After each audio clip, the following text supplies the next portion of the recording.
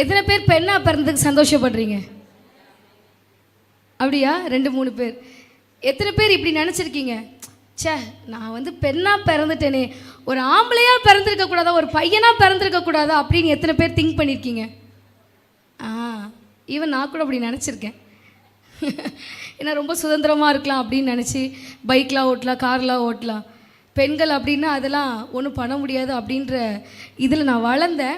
ஆனால் அந்த சத்தியத்தை அறிஞ்சதுக்கப்புறம் பெண்ணாய் பிறந்ததை நினைத்து நான் ரொம்ப ரொம்ப ரொம்ப சந்தோஷப்படுறேன். ஏன்னா ஆண்டவர் பெண்களை ரொம்ப விசேஷித்தவர்களாய் அவர் பார்க்கிறார், உங்களையெல்லாம் அவர் மதிக்கிறார். ஏமேன். ஆண்கள் எல்லாரும் சேர்ந்து பெண்களுக்கு ஒரு நல்ல கிளாப் பண்ணுங்க பார்க்கலாம். உங்களுக்கு நல்லா சமைச்சு கொடுக்குறாங்க, பிள்ளைங்களை கவனிச்சுக்கிறாங்க, நல்லா தான் தட்டுங்களேன். உங்களை நல்லா கவனிச்சுக்கிறாங்க, பிள்ளைங்களுக்கு நல்லா கவனிக்கிறாங்க. கணவனுக்கு வேலைக்கு போயிட்டாருன்னா அப்புறம் வீட்டின் காரியத்தை எல்லாவற்றையும் பெண்கள் தான் இருந்து கவனிக்கிறாங்க, பிள்ளைங்களை பார்த்துக்கிறாங்க, அவங்க வேலைக்கு போகிறாங்க. மல்டி டாஸ்கிங் என்ன பண்ணுறாங்க, பெண்கள் பண்ணிகிட்ருக்குறாங்க. ஸோ இந்த நாளில் பெண்களை சபையாய் சேர்ந்து உங்களை நாங்கள் கனப்படுத்த போகிறோம். ஹல்லேலூயா, ஆமென். ஓகே, பெண்கள் தான் இந்த சபையின் தூண்கள். ஆமென். தேசத்துலேயும் நீங்கள் தூண்களாக இருக்கிறீங்க, சபையிலையும் நீங்கள் தூண்களாக இருக்கிறீங்க, உங்கள் குடும்பத்துக்கும் நீங்கள் தான் தூண். இந்த பெரிய பெரிய பில்டிங்லாம் பார்த்தீங்கன்னா அதுக்கு எது ரொம்ப முக்கியமாக இருக்குது? பேஸ்மெண்ட், பில்லர், தூண் நல்லா இருந்தால் தான் அதுக்கு மேலே பெரிய பெரிய பில்டிங்கை கூட கட்ட முடியும். ஸோ இன்றைக்கி நான் சொல்கிறேன், நீங்களாம் தான் தூண்கள். உங்கள் குடும்பத்தை சூப்பராக நீங்கள் வழி நடத்திட்டுருக்கிறீங்க, சூப்பராக கட்டிகிட்ருக்கிறீங்க, ஞானமாக கட்டுறீங்க, விவேகத்தோடு கட்டுறீங்க. ஸோ நீங்கள் எல்லாருமே தூண்களாக இருக்கிறீங்க. ஹல்லேலூயா. சபைக்கும் நீங்கள் தான் தூண்கள். இங்கே பாருங்கள், ஆண்கள் பெண்கள்னு பார்த்தா பெண்கள் பக்கம்தான் அதிகமாக இருக்கிறாங்க. பெண்கள் ஜெபத்தில் சபை ஊழியத்தை தாங்குவாங்க, குடும்பத்துக்காக ஜெபிப்பாங்க, பிள்ளைங்களுக்காக ஜெபிப்பாங்க. இப்போ இந்த ஒரு ஸ்தாபனம், சிமிர்னா ஸ்தாபனம் இருக்குது அப்படின்னா இதுக்கு பின்னாடி ஒரு பெண் இருந்தாங்க. பாஸ்டருடைய பாட்டி காமா, அவங்களுடைய ஜெபந்தான் தாத்தாவை ரட்சித்தது. இன்றைக்கி பாஸ்டர் இவ்வளோ ஒரு நல்ல ஊழியக்காரனாக இருக்கிறாங்கன்னா இதுக்கு பின்னாடி அத்தையோடைய ஜெபம். ஸோ அதனால் ஒவ்வொரு பெரிய பெரிய ஊழியக்காரங்களுக்கும் பின்னாடி ஒரு ஜெபிக்கிற தாய் இருந்தாங்க, ஒரு பெண் இருந்தாங்க. அதனால் நீங்கள் யாரும் சாதாரணவர்கள் அல்ல, நீங்கள் எல்லாரும் ஆண்டவருடைய பார்வையில் விசேஷித்தமானவர்கள். நீங்கள் எல்லாம் தூண்கள். ஹல்லேலூயா. ஆண்டவர் படைத்த படைப்புகளில் கடைசி படைப்பு என்னது? பெண்கள். எனக்கு திடீர்னு நேற்று காலையில் தான் யோசித்தேன். திடீர்னு எனக்கு மைண்டில் ஒரு தாட், ஆண்டவர் ஆமாம் யாரை கடைசியில் படைச்சார் அப்படின்னு சொல்லி நான் யோசித்தேன். பார்த்தா யாரை தான் படைச்சிருக்கிறாரு? ஏவாளை தான் படைச்சிருக்கிறாரு. ஸோ ஏன் கடைசியில் படைச்சாரு அப்படின்னு நான் கொஞ்சம் யோசித்தேன். ஏன் நம்ம முக்கியம் இல்லாதவங்களா? நம்ம ரொம்ப முக்கியமாக இருக்கிறனால தான் ஆண்டவர் நம்மளை கடைசியாக போய் படைக்கிறார். நமக்காக எல்லாவற்றையும் படைச்சிட்டு ஈவன் ஆதாமை கூட படைக்கிறார். ஆதாமை எதுலங்க படைக்கிறாரு? மண்ணினால் படைக்கிறாரு. அவனை சூப்பராக படைச்சிட்டார், நல்லதுன்னு பார்க்குறாரு. ஹாய் சூப்பராக நீ அழகாக இருக்கிற அப்படின்னு சொல்கிறாரு. ஆனால் சம்திங் இஸ் மிஸ்ஸிங். ஏதோ மிஸ் ஆகுதுப்பா. எல்லாமே நல்லா இருக்குது, சூரியன் இருக்குது, சந்திரன் இருக்குது, கடல் இருக்குது, வானம் இருக்குது, எல்லாமே இருக்குது. ஆனால் ஏதோ மிஸ் ஆகுதே. ஆனால் அந்த மிஸ்ஸான பொருள் வந்தாதான் இந்த படைப்புக்கே ஒரு அழகு அப்படின்னு நினச்சி நம்மளை எங்கேருந்து உருவாக்கி இருக்கிறாரு? எலும்பிலிருந்து நம்மளை உருவாக்கி இருக்கிறாரு. லேட்டாக நம்மளை படைச்சாலும் நம்ம லேட்டஸ்டான ஒரு பீயிங். ஆமென். ஏங்க உங்களை தான் நாங்கள் சொல்கிறோம், நல்லா தான் கையை தான் தட்டுங்களேன். நம்ம சொல்லுவால, நாங்கள்லாம் லேட்டாக வந்தாலும் லேட்டஸ்ட்டாக வருவோன்னு. அப்படி தான் நம்மளை ஆண்டவர் லேட்டாக படைத்தாலும் ஃபைனலாக படித்தாலும் நம்ம தான் ஒரு சிறந்த படைப்பாய், ஒரு மாஸ்டர் பீஸாக ஆண்டவர் நம்மளை உருவாக்கி இருக்கிறார். ஹல்லேலூயா, ஹல்லேலூயா. த்ரூ அவுட் த பைபிள் நான் ஒருத்தர் பேசி நான் கேட்டேன், இந்த உலகத்திலிருந்து இந்த பெண்களை மட்டும் தூக்கிட்டா பா உலகம் செம்ம ஜாலியாக இருக்கும் அப்படின்னு ஒருத்தர் சொன்னார். இப்போ நான் நினச்சேன் அவர் பயங்கரமாக பெண்களினால் பயங்கரமாக பாதிக்கப்பட்டிருக்கிறார். நீங்கள் கொஞ்சம் இமேஜின் பண்ணி பாருங்களேன், இந்த உலகத்தில் பெண்கள் எல்லா பெண்களும் இல்லாமல், எந்த பெண்களுமே இல்லாமல் ஆண்கள் மட்டும் இருந்தால் அந்த உலகம் எப்படிங்க இருக்கும்? என்னங்க எப்படி ஜாலியாக இருக்கும்? ஏதோ ஒரு நாள் ஜாலியாக இருக்குங்க. அதுக்கப்புறம் உங்கள் வீடு சுடுகாடாக மாறிடும். ஒரு நாள் வேணால் மனைவி இல்லாமல் நீங்கள் ஜாலியாக இருக்கலாம். ஆனால் உங்களால் மனைவி இல்லாமல், தாய் இல்லாமல், உங்கள் பிள்ளை இல்லாமல் உங்களால் அந்த வாழ்க்கை இமேஜின் பண்ண முடியாது. உலகம் ரொம்ப கேவலமாக இருக்கும். ஸோ இந்த உலகத்துக்கே அழகு கொடுக்கறது யார் தான்? பெண்கள். நல்ல கரங்களை தட்டலாமா? ஏமேன். சூப்பர். எத்தனை பேர் இங்கே நீங்கள் சாம்பார் செஞ்சுருக்கீங்க? சாம்பார் நமக்கு கை வந்த கலை. ஒரு வாரத்துக்கு 3-4 நாளும் சாம்பார் வச்சு வீட்டில் இருக்கிறவங்கள பண்ணிடுவீங்க. எங்கள் வீட்டிலலாம் ஒரு வாரத்துக்கு ஒரு தடவை தான் சாம்பார். ஆனால் சில பேர் வீட்டில் என்ன செஞ்சீங்க அப்படின்னு கேட்டால் சாம்பார். எவ்ரிடே சாம்பார். ஆமாம், பாவங்க. ஓகே, இப்போ நம்ம பாயிண்ட்டுக்கு வரலாம். பருப்பு போடுறீங்க, காய்கறிகளை போடுறீங்க, எல்லாமே போடுறீங்க, சூப்பராக வந்துருச்சு. ஆனால் கடைசி நம்ம ஒன்று போடுவோம். என்ன போடுவோம்? எங்கள் உப்புலாம் முன்னாடியே போட்டுருவோம். பருப்பு வேக வைக்கும் போது உப்பு போட்டுருவோம், பச்சை மிளகா போட்டுருவோம், பூண்டு போட்டுருவோம். எனக்கு சமைக்க தெரியுதா, நீங்கள் இதுலேருந்து பார்த்துக்கலாம். அப்புறம் காய்கறிகள் போட்டுருவோம், சாம்பார் தூள் போட்டுருவோம், எல்லாத்தையும் போட்டு வேக வச்சு ரெண்டுத்தையும் மிக்ஸும் பண்ணிடுவோம். அதுக்கப்புறம் ஒன்று போடுவோம். என்ன போடுவோம்? கொத்தமல்லி தலையும் இல்லை, அது கடைசி. அதுக்கு முன்னாடி எங்கள் பெருங்காயத்தூளும் முன்னாடியே போட்டுடலாம். சாம்பார் தூளும் போட்டுருவாங்க. எங்கள் தாளிப்பீங்களா தாளிக்க மாட்டிங்களா? நீங்களா அப்படியே எடுத்து கொடுத்துருவீங்களா?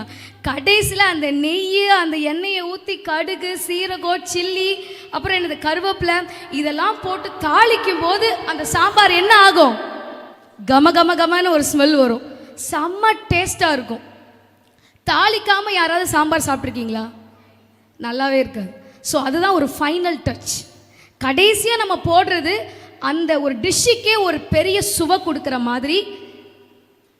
சாம்பாராக இருந்த இந்த உலகத்துக்கு ஆண்டவர் நம்மளை தாளிப்பை போட்டு ரொம்ப பியூட்டிஃபுல்லாக நம்மளை கடைசியாக ரொம்ப ஸ்பெஷலாக நம்மளை படைத்திருக்கிறார். ஆமென், ஹல்லேலூயா. அது ஆதாமை கூட மண்ணில் தான் படைச்சார், ஏவாளை எலும்புலேருந்து படைச்சார். அப்போ யாருங்க ஸ்ட்ராங்கு? நம்ம தானே ஸ்ட்ராங். ஆனால் இந்த உலகம் அப்படி சொல்லுதா? ஆண்கள் தான் ஸ்ட்ராங்கு, நம்ம எல்லாம் ஒன்றும் வீக்கு அப்படின்றாங்க. ஆனால் ஆண்டோடைய பார்வையில் நீங்கள் எல்லாம் வெளியேறப்பட்டவங்களா இருக்கிறீங்க. நீங்கள் தான் பலசாலிகள். ஆமென். இந்த ரீல்ஸ்லனாலும் சரி, இது பொதுவாக ஒரு 4-5 பேர் பேசினாவே பெண்களை தாக்கி தாக்கி தாக்கி தான் இந்த சமுதாயம் பேசும். ஒரு ஜோக் அப்படின்னா கூட அதில் பெண்களை தாக்கிட்டா அந்த ஜோக் என்ன ஆயிடுது? பயங்கர சிரிப்பாயிருது.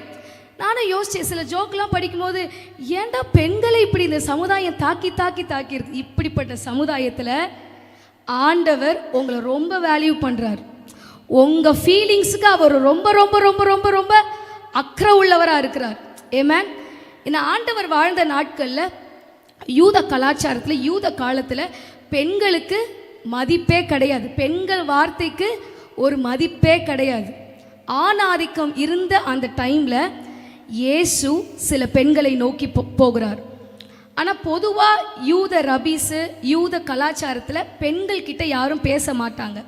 பெண்களுக்கு அவங்களுக்கு என்ன தான் வேலைன்னா வீட்டுக்குள்ளே இருக்கணும், சமைக்கணும், பாத்திரத்தை கழுவணும், பிள்ளைங்களை பார்க்கணும், ஹஸ்பண்டை பார்க்கணும், இப்படி தான் இருக்கணுமே தவிர அவங்களால அவங்க எவ்வளோ ஒரு டேலண்டடான ஒரு விமனாக இருந்தால் கூட, எவ்வளோ ஞானமாக இருந்தால் கூட அவங்களால வெளியே போய் எதுவுமே பண்ண முடியாது, எதுவுமே பேச முடியாது, எதுவுமே அவங்க டேலண்ட்டை காமிக்க முடியாது. அப்படிப்பட்ட ஒரு நாட்களில் தான் இயேசு ஊழியம் பண்ணிட்டு இருந்தார்.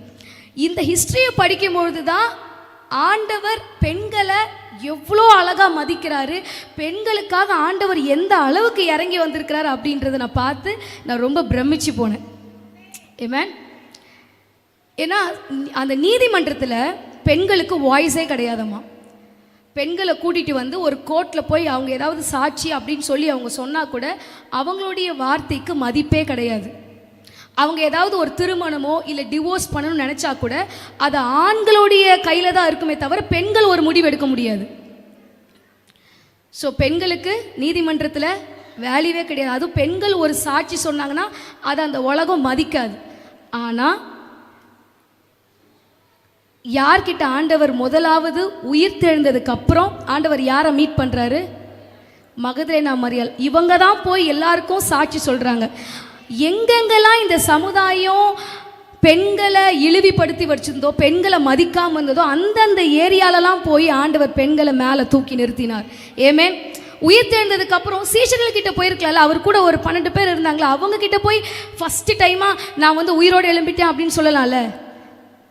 அவர் சொல்லலை, பெண்கள் கிட்ட தான் சொன்னார். இவ தான் ஓடி என்ன பண்றா, அப்போஸ்டல்ஸுக்கே இவ ஒரு அப்போஸ்டல் ஆயிட்டா, அப்போஸ்தலர்களுக்கெல்லாம் இவ ஒரு அப்போஸ்தலன் ஆகி இந்த மாதிரி நான் வந்து அவர் உயிரோடு எழும்பிட்டார் நான் பார்த்தேன் அப்படின்னு சொன்னதுக்கு அப்புறம் தான் சீஷர்கள் இருந்த அறையில் அவர் திருப்பி அவர் என்ன ஆகுறாரு, வெளிப்படுறாரு. ஸோ நீதிமன்றத்தில் பெண்களுக்கு வேல்யூவே இல்லை. ஆனால் அப்படிப்பட்ட ஒரு செனாரியோவில் தான் ஆண்டவர் என்ன பண்ணுறார், மகதலேனா மரியாளை சூஸ் பண்ணி அவளுக்கு தம்மை வெளிப்படுத்துகிறார். ஹல்லேலூயா, ஹல்லேலூயா. அடுத்தது, அந்த சமுதாயத்தை யூத கலாச்சாரத்தில் யாராவது ஏதாவது தப்பு பண்ணிட்டாங்க, பெண்கள் தப்பு பண்ணலை அப்படின்னா கூட, ஒருவேளை ஆண்கள் ஒருவேளை இவ தப்பு பண்ணிட்டாலோ அப்படின்னு அவங்க நினச்சா கூட என்ன பண்ணுவாங்களாம், அந்த சொசைட்டிலேருந்தே அவங்கள தள்ளிடுவாங்களாம். அவங்ககிட்ட பேச மாட்டாங்க, பழக மாட்டாங்க, அவங்கள அப்படியே ஒதுக்கி வச்சிருவாங்க. அப்படி தான் கையும் களவுமாக பிடிக்கப்பட்ட அந்த விபச்சார ஸ்திரீ என்ன பண்ணுறாங்க, கல்லறிய பார்க்கும்போது தான் இயேசு அவங்களுக்காக வந்து நின்றார். உங்களில் பாவம் இல்லாதவன் இவள் மேல் கல்லெறிய கடவன் அப்படின்னு சொன்னவொன்னு எல்லாரும் கல்லை வச்சுட்டு போயிட்டாங்க. இங்கேயும் ஆண்டவர் எப்படி இன்டர்வியூன் ஆகுறாருன்னு பாருங்களேன். பாவிகளுக்கு, அதுவும் பெண், ஆம்பளைங்க பாவம் செஞ்சுட்டா கூட விட்டுருவாங்க, ஆனால் ஒரு பெண் தவறிட்டா அப்படின்னா அவளை எந்த அளவுக்கு கேவலப்படுத்தணுமோ, எந்த அளவுக்கு அவளை அசிங்கப்படுத்தணுமோ அந்த அளவுக்கு அசிங்கப்படுத்துகிற அந்த சமுதாயத்தில் ஆண்டவர் அந்த விபச்சாரியுடைய தலையை கர்த்தர் உயர்த்திருக்கிறார். ஹல்லேலூயா. இது ஒரு சாதாரண விஷயமே கிடையாது. ஏன் அப்படின்னா, சமாரியர்கள் பொதுவாக யூத கலாச்சாரத்தில் பெண்கள்கிட்டே வந்து பேசக்கூடாது. ஆண்கள் பேசிட்டாங்க அப்படின்னா அது ரொம்ப தப்பாக பார்ப்பாங்க. ஆனால் அப்படிப்பட்ட ஒரு சூழ்நிலையில் ஆண்டவர் ஒரு பாவம் செஞ்ச ஒரு சகோதரிக்காக இறங்கி வந்து நின்று அவளுக்காக டிஃபெண்ட் பண்ணி பேசினார்னா அது எந்த அளவுக்கு ஆண்டவர் பெண்களை நேசிக்கிறார். ஏமேன். உங்களுக்கு ஒன்றுன்னா அவர் சும்மா பார்த்துட்டு சும்மாலாம் இருக்க மாட்டார், இறங்கி வந்து உங்களுக்காக வந்து டிஃபெண்ட் பண்ணி பேசுவார், சண்டை போடுவார், உங்களுக்காக வந்து அவர் யுத்தம் பண்ணுவார். என் பொண்ணை நீ என்ன பேசுனா அப்படின்னு சொல்லிட்டு யுத்தம் பண்ணுவார். ஏமேன். அடுத்தது ரபிகள், அதாவது இப்போ ஒரு காரியத்தை இப்போ படிக்கணும், அந்த காலத்துல டோரா அப்படின்வாங்க. அது வந்து ஆதியாகவும், யாத்திராகவும், லேவியராகவும், உபாகவும், எனக்கு இந்த 5 புத்தகங்களை வந்து டோரா அப்படின்னு சொல்லுவாங்க. அந்த யூத கலாச்சாரத்தில் எல்லா ஜூவிஷ் பீப்புளுமே என்ன படிப்பாங்களா, இந்த டோராவை படிப்பாங்க. இதுக்கு கூட பெண்களுக்கு அனுமதி கிடையாது. ஒரு ரபி கிட்ட போய் உட்கார்ந்து படிக்கிறதுக்கு பெண்களுக்கு அனுமதி கிடையாது. இப்போ எத்தனையோ பெண்கள் பாஸ்டாக இருக்கிறாங்க, இவாஞ்சலிஸ்டாக இருக்கிறாங்க, பெரிய பெரிய ஊழியம் பண்ணுறாங்க, எத்தனையோ காலேஜஸை பெண்கள் நடத்துகிறாங்க. ஆனால் அந்த நாட்களில் பெண்கள் அந்த வேதத்தை கூட கற்றுக்கொள்ளக்கூடாது. அப்போ எந்த அளவுக்கு அந்த சமுதாயம் பெண்களை ரொம்ப மோசமாக நினச்சிருக்குதுன்னு பாருங்களேன். இப்படிப்பட்ட டைமில் தான் மார்த்தாள் மரியாள் வீட்டுக்கு ஆண்டவர் போகிறாரு. மரியாள் இயேசுவனுடைய பாதத்து கீழே உட்காந்து அவர் பேசுகிறத கேட்டுட்ருக்குறாங்க. பொதுவாக இயேசுவுக்கு கீழே யார் அப்படி பாதத்து கீழே உட்காந்து கேட்பாங்கன்னா ரபிகள் கேட்பாங்க. ஒருத்தர் சீஷராக மாற போகிறார் அப்படின்னா அவர் வந்து இயேசுவின் பாதத்து அருகே தான் வந்து உட்காந்து கேட்கணும், அவர் சொல்லி கொடுக்கறது. அதே மாதிரி அந்த மரியாளை ஆண்டவர் ஒரு டிசைபிளா, ஒரு சீஷியா கர்த்தர் மாற்றி விட்டார். ஏமேன். இப்படிப்பட்ட சமுதாயத்தில் ஆண்டவர் பெண்கள், ஒவ்வொரு பெண்கள்கிட்டையும் ஆண்டவர் டிஃப்ரெண்ட்டாக இன்டர்வீன் பண்ணியிருக்காரு. எனக்கு ரொம்ப பிடிச்ச ஒரு விஷயம் என்னென்னா சமாரிய ஸ்திரீ. ஏமேன். சமாரிய ஸ்திரீயை, அதாவது யூதர்கள் சமாரியர்கிட்ட பேசவே கூடாது, பேசினாவே பாவம். ஏன்னா சமாரியர்களை அருவருக்கத்தக்க ஜாதி அப்படின்ற மாதிரி யூதர்கள் நினைப்பாங்க. யூதர்கள் தான் கெத்து அப்படின்னு நினைக்கிற அந்த ஒரு சிச்சுவேஷனில் அது ஆண்கள் பப்ளிக்காக பெண்கள் கிட்ட பேசக்கூடாது, பார்த்துட்டாங்கன்னா அவ்வளோதான். சமாரிய ஸ்திரீயை ஒரு பப்ளிக் பிளேஸில் தான் ஆண்டவர் மீட் பண்ணுறாரு. அது அந்த சோசன் அப்படின்னு ஒரு சீரீஸ் இருக்குது, அது ஒரு ஜீசஸ் படம். ஸோ அந்த கிளிப்பிங்ஸ் நான் உங்களுக்கு போடலான்னு நினச்சேன். அது வந்து ஒரு 7 minutes போகும். நீங்கள் யூடியூப்பில் போய் பார்த்தீங்கன்னா, நான் வேணால் இன்னைக்கு ஈவினிங் உங்களுக்கு நான் குரூப்பில் இந்த லிங்க் போடுறேன், நீங்கள் பாருங்கள். அதை பார்த்து நான் ரொம்ப நேரம் அழுதுகிட்டே இருந்தேன். ஆண்டவர் ஒரு பெண்ணுக்காக எந்த அளவுக்கு அவர் கீழே போயிருக்கிறாரு அப்படின்னு. சமாரியஸ்தி வர்றதுக்கு முன்னாடியே அந்த கிணத்தருகே அவர் உட்கார்ந்துருக்கிறாரு. உட்கார்ந்துட்டு இருந்து பர்பஸாகவே இன்னைக்கு சமாரிய ஸ்திரீக்கு நம்ம வெளிப்படுத்தணும், நம்மளுடைய வெளிப்பாடுகளை சொல்லணும் அப்படின்றதுக்காக இவ்வா வர்றதுக்கு முன்னாடியே அந்த கிணத்து அருகே அவர் உட்கார்ந்துட்டு இருந்தார். அப்புறம் அவள் வர்றா, பேசுகிறாங்க. அவர் சொல்கிறாரு, இந்த தண்ணியை குடிக்கிறவங்களுக்கு தாகம் உண்டாகும், ஆனால் நான் கொடுக்குற தண்ணியை குடிக்கிறவங்களுக்கு ஒரு காலம் தாகம் இருக்காது. நீங்கள் பார்த்தீங்கன்னா பெரிய பெரிய வெளிப்பாடுகளை உயிர் தெழுந்த மேட்ரியும் மகதலேனா மரியாள் கிட்ட சொல்கிறாரு. இது பெரிய மேட்ரு. என்ன மேட்ரு? சமாரியா ஸ்திரீட்ட சொன்னது, நான் ஜீவ தண்ணீராக இருக்கிறேன் அப்படின்னு சொன்னது ஒரு பெரிய பெரிய ரெவலேஷன். இதெல்லாம் சீஷர்கள்கிட்டயோ ஒரு ஆண்கள்கிட்டயோ சொல்லாமல், ஒரு ஆண்கிட்டயோ சொல்லாமல், ஒரு பெண்ணை தனியாக கூப்பிட்டு சொல்லியிருக்கிறாருன்னா அவர் பெண்களை மிகவும் நேசிக்கிறார். உங்களை கர்த்தர் ரொம்ப மதிக்கிறார். ஒருவேளை உங்கள் கணவன் உங்களை மதிக்காமல் இருக்கலாம், உங்கள் பிள்ளைங்க உங்களை மதிக்காமல் இருக்கலாம். ஆண்டவர் பெண்களை ரொம்ப நேசிக்கிறார். ஆமென், ஹல்லேலூயா. ஒருவேளை உங்கள் வீட்டில் இப்படிப்பட்ட ஒரு பிரச்சனை வழியாக நீங்கள் போயிட்டுருக்கலாம். நான் சொல்கிறேன், இயேசுவை போல் மாறணும், இயேசுவை போல் மாறணும் அப்படின்னு நம்ம சொல்கிறோம். ஆண்களே, இயேசுவை போல் மாறுறது அப்படின்னா என்னென்னா பெண்களை மதிக்கணும். ஏன்னா ஆண்டவர் எந்த இடத்துலையுமே பெண்களை விட்டு கொடுக்கவே இல்லை. பெண்களுக்கு ஒரு நீடுனா அவர் வந்தார். அது எப்பேற்பட்ட அவங்க பெண்ணாக இருக்கிறவங்க பல பாவத்தில் கூட செஞ்சாங்க. என்ன தப்பு பண்ணிருந்தாலும் அவள் ஒரு பெண்ணாக இருந்தான்னா அவளுக்காக இயேசு வந்து நின்றார். அவரை மீட் பண்ணதுக்கப்புறம் அவங்க வாழ்க்கைலாம் மாறிடுச்சு. சமாரிய ஸ்திரீக்கு 5 புருஷர்கள், ஆனால் ஆண்டவரை அவள் எப்போ மீட் பண்ணாலோ அவள் ஒரு இவாஞ்சலிஸ்டாக மாறிட்டான். ஆமென். அந்த மகதலேனா மரியாள் உயிர் தேர்ந்ததுக்கப்புறம் ஆண்டவர் அவளை ரிவீல் பண்ணார்ல, அவள் யாருன்னா ஒரு பேர் பிரிச்ச ஒரு சகோதரி. அவளுக்குள்ள 7 ஆவிகள் இருந்தது. ஆண்டவர் ஃபர்ஸ்ட் மினிஸ்ட்ரி பண்ணுறாரு, அவளுக்குள்ள இருந்தது 7 ஆவிகளையும் துரத்துறாரு. அதுக்கப்புறம் அவள் ஒரு டிசைபிளாக மாறிட்டான். ஆண்டவரோட அநேக இடத்துக்கு ஃபினான்ஷியலாக அந்த பெண்கள் உதவி பண்ணியிருக்கிறாங்க. ஹல்லேலூயா. ஸோ ஆண்டவர் உங்களை ரொம்ப சிறப்பாக பார்க்குறார், உங்களை மதிக்கிறார். நீங்கள் என்ன ஃபீல் பண்ணுறீங்க அப்படின்றத அவரால் ஃபீல் பண்ண முடியும். ஆமென். ஆகவே பெண்களே, நீங்கள் தான் சபையின் தூண்கள். நீங்கள் சமுதாயத்துக்கு ஒரு பெரிய தாக்கத்தை கொடுக்கிறவர்கள். நீங்கள் நினைக்காதீங்க சமையல் அறையோடைய அந்த கிச்சனோட நம்ம வாழ்க்கை முடிஞ்சிருச்சு அப்படின்னு நினைக்காதீங்க. கமான், நீங்களாம் எந்திரிங்க. நீங்களாம் ஒரு பிஸ்னஸ் விமனாக நீங்கள் மாறணும். ஆமென். ஏன்னா உங்களுக்குள்ள ஆண்டவர் பல தாளந்துகளை வச்சிருக்கிறாரு. அதை புதைச்சி வைக்காதீங்க. அந்த டேலண்ட்ஸ் எல்லாம் இனி வர்ற நாட்களில் வெளியே கொண்டு வாங்க. மேபி அது ஃபஸ்ட்டு அது ஒரு ஃபெயிலியராக இருக்கலாம், பரவாயில்ல, தோற்று போயிட்டேன்னு நினச்சி நீங்கள் வந்து விட்டு கொடுத்து இருந்துடாதீங்க. எழும்புங்க. ஆமென். வினோதமான காரியங்களை யூகித்து செய்யக்கூடிய ஆற்றலை ஆண்டவர் உங்களுக்கு தருவாராக. ஆமென். அடுத்த வருஷத்தில் நிறைய பெண்கள் பிஸ்னஸ் விமனாக எழும்பணும். ஆமென்.